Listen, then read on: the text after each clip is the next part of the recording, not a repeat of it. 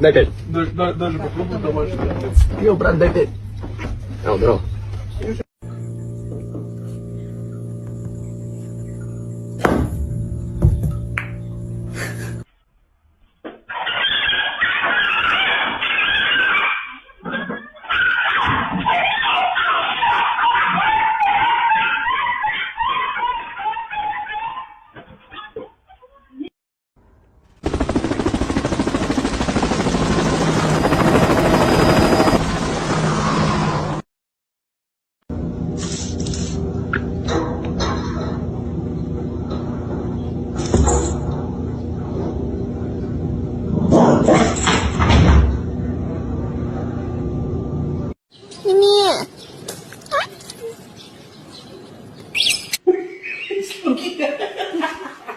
Who's that?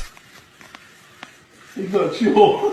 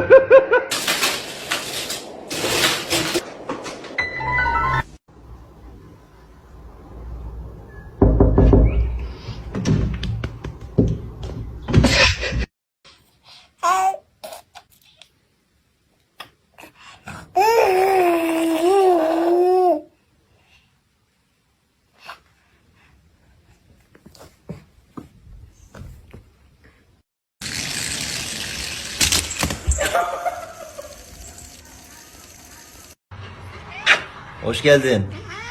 是送你的新年礼物，会有那么可怕吗？